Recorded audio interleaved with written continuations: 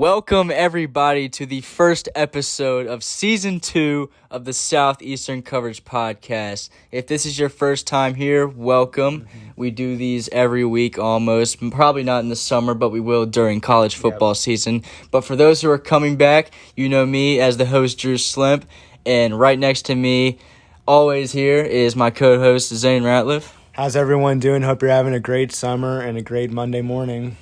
And I just can't even describe how excited we are to start doing these again. Absolutely fired up. It's been way too long since we've done these, and yeah, we have a lot planned for this episode, and we're just going to get right into it. Yeah, absolutely. So, first, we're going to talk about the big news in the SEC. Everyone's talking about it, Texas and Oklahoma. And second, we're going to do sleeper teams in each division and teams that we think will disappoint in each division. And then after that, we will talk about one outstanding freshman that we think will make an immediate impact once he gets on campus and on the football field.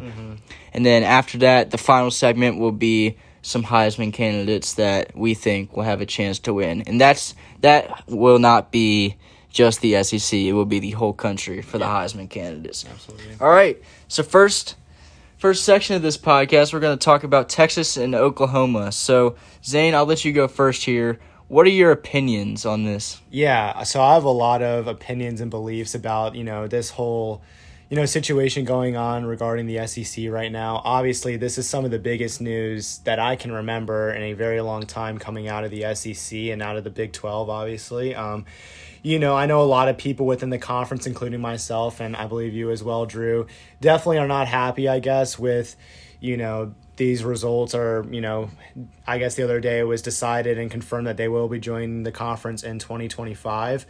I know a lot of people are not happy with it, and obviously it was a unanimous 14-0, decision. And I guess for me, I'm more of a guy that, likes things, kind of just how they are, obviously, being like an Alabama fan, it's, obviously, you want to keep like teams like Oklahoma and stuff out of the conference. But again, the competitors that I am and stuff, I see it as kind of a good thing. I like playing other teams and seeing where our team stacks up year after year. But, obviously they're not going to be joining the conference for another 4 or 5 years. But, I can't say I'm a fan of it. I think it's going to be a lot more traveling for a lot of teams as well. And, I didn't see the point of them wanting to leave the conference. I guess it was just to find, get into a better conference or whatever. But I can't say I'm a really big fan of it. But, yeah, so what are your opinions, Drew? I'm kind of agreeing with you here. I mean, I think the worst part about this, in my opinion, is that this is all about money. It is, yeah. It's not about college football. It's not about competition. This is all about money. Yeah. And Texas and Oklahoma, they want more TV time. And obviously, SEC is making the most money during college football season. And yeah, again, if you had, the people to vote on it, like, say, the coaches or something, or the people of the school. I think it would be a different decision. Exactly. It's just people based on, the board of the SEC that, make the most money out of it. But sorry for interrupting. Go ahead. You are fine. Okay, so back to where I left off. Yeah, this is definitely just a money decision. Yeah. And let's talk about how these teams will do. So, Texas, they're winning about 7-8 games every year in the Big 12, around that area, 7, 8, 9 games every year. So, if they join the SEC, I just think they're going to struggle even more. I agree. Again, like I said, there's still, a lot of time until these teams reach the conference. And obviously, Steve Sarkisian coming in as their new head coach and stuff. And, I mean, again, Texas is one of those teams that has all the resources in the world to get the biggest recruits. And they always, year after year, have the best recruiting classes. Right. But, again, things could obviously change within the next 4 or 5 years. But if they went to the conference right now, I think they would struggle miserably. And on Oklahoma, on the other hand, I don't think this is a problem at all for them. No. I see them coming in and being, a top 2-3 team in the entire SEC. So, again, they're already one of the top teams in the entire country. And, they can play with anyone. Exactly. Really, Yeah, I'm with you on the Oklahoma statement. I think Oklahoma is going to have no problem winning games in the SEC.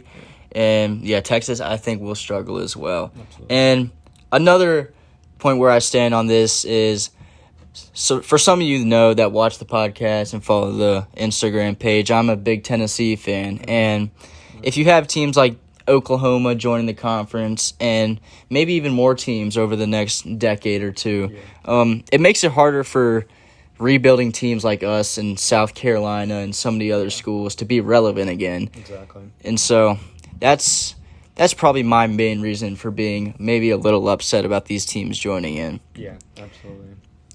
All right, next section, we are going to talk about sleeper teams in each division, West and East, and we're going to talk about teams that will disappoint in each division. Yep. So I'll start off with the sleeper team in the East, and I think it's going to be the Wildcats of Kentucky.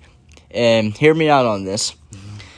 They did lose a lot of players off defense last year. They had 5 draft picks off their defense, and I don't think that's going to hurt them at all this year because they have a lot of contributors returning, and they have a big piece coming in this year from Penn State, Will Levis, the quarterback, and I think he'll come on the field for Kentucky and just make an immediate contribution to the team. Definitely. And the East is a good division compared to the West for rebuilding teams, in my opinion. I think the West is better sometimes. It's just competition and I can see Kentucky winning some big games that nobody think they're going to win. I agree. So, yeah, that's my pick for the sleeper. What's your sleeper team in the West, Zane? Yeah, so for the West, I have the Ole Miss Rebels. Last year, they were a very young team, and obviously with first-year head coach Lane Kiffin at the helm, I was really impressed, actually. Obviously they lost a couple games, with losses to Florida. Arkansas was a bad loss I didn't think they should have, and then you have another loss to Auburn and everything. But again, being an Alabama fan, watching that game last year, they put up almost 50 points against us. And, they're returning Matt Corral, their quarterback and stuff, who again, had some turnover problems last year. But I overall think a lot of those losses they had last year, they can turn into wins and definitely have a winning season without a doubt. So my sleeper team that I don't think really anyone's talking about right now, but it's going to have a big year is the Ole Miss Rebels. Yeah, that's a great take on Ole Miss. I agree with you on that part. Going back to Kentucky, I forgot to mention, last year they were 5-6 overall, 4-6 in the SEC. I think people should just overlook that and just not take that into consideration because they played a whole SEC schedule last year. So another one for Kentucky. Shout out Yusuf Corker, follows us on Instagram. Absolutely. Hopefully we can get him on an episode this year. But yeah, shout out to him. All right, next section, we will talk about our standout freshman in the SEC. And Zane, he is on your favorite team. Who is the standout freshman? Yeah, so my standout freshman for this year is Ajayi Hall. He's an incoming freshman wide receiver for Alabama, 6'3", 195 pounds, from Bloomingdale High School in Florida. An absolutely just big-time recruit for Alabama. He was a 4-star, the number 44 nationally ranked player, number 5 overall receiver, and the number 11th overall player in the state of Florida. Obviously, this guy had a lot of talk around him, going into the season. He was an early enrollee in school this year, and then he performed just insane in the spring game this past year. A lot of his highlights were all over the internet, but obviously, he's he's definitely going to be a starter immediately this coming up year. Obviously, we're losing a lot of guys on offense, obviously Devontae Smith, Jalen Waddle, but, looking at him, his route running reminds me a lot of Devontae Smith, but he's got really, really good size, almost like a Julio Jones. That's a big for comparison. Us. It is, yeah, and again, big expectations for this guy, obviously, but I think he will be one of the biggest impactful freshmen in the entire SEC, if not in the country. Obviously, some of his high school stats, he had 2,688 receiving yards. And this is all just his last year as a senior.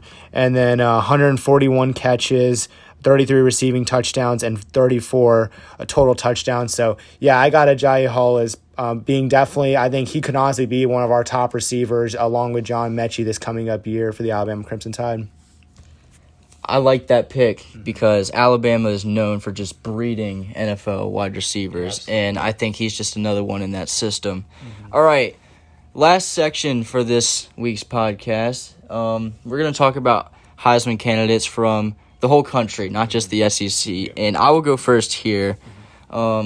Freshman last year was playing behind Trevor Lawrence at Clemson, DJ Uiagalelei. And I was very excited to see him going to college football after seeing him in the Last Chance U with St. John Bosco and with Real Mitchell, right. And he was just such a stud in high school. He is. And I just couldn't wait to see him on the college football stage. He's just a baller. Yeah. He really is. He's got so much talent. Even this will be his first year starting the whole season, every game. So how I think he will win this, he's got to beat Georgia in the first game this season. That's a huge game, probably one of the biggest games of the year. He's got to beat Georgia. And if he wins that Georgia game, goes the rest of the year winning games, and then he beats Sam Howell in the Tar Heels of North Carolina in the ACC Championship, which we think will be the ACC Championship. Yeah.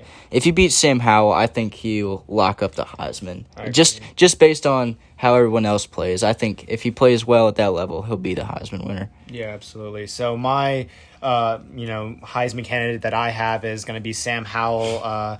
So just obviously if you guys, keep up with college football or watch any sort of North Carolina football at all, you guys know about Sam Howell. Just an absolute stud this past year. He had 3,586, total yards last year, 30 touchdowns, only 7 interceptions. Again, he's going to be a junior this year for UNC, but he's most people's, I would say, top Heisman candidate right now. I mean, the way he throws the ball and he can just make plays on the run, it's very, very impressive. And I think this will, without a doubt, be his, biggest year. Obviously, he came into UNC sort of like a rebuilding program. Obviously with Mac Brown there as the coach, but I think this will be their best year in a very, very long time. And like I told Drew, definitely I think they're going to make the, ACC championship this year. Looking at their schedule, they have Virginia Tech, Georgia State, Virginia. Not very tough games. Not for at them. all. Yeah, their only really tough games going down their schedule are going to be maybe Miami. Again, we play Miami coming up in the first game this year, and then Notre Dame on October 30th. I think, without a doubt, I have North Carolina going undefeated this entire year. And if he can beat DJ Uiagalelei and Clemson in the ACC championship, I think he will lock up the Heisman and potentially they will make it to the college football playoff. Right. All right, so that's it for episode 1 of season 2 of the Southeastern Coverage Podcast. If you're new to this Instagram page, to the podcast, please give us a follow. We'll be making these throughout the rest of the summer and every week in the college football season. And yeah, thanks everybody for watching. I'm the host, Drew Slimp. I'm Zane Ratliff. And we will see you later on the podcast.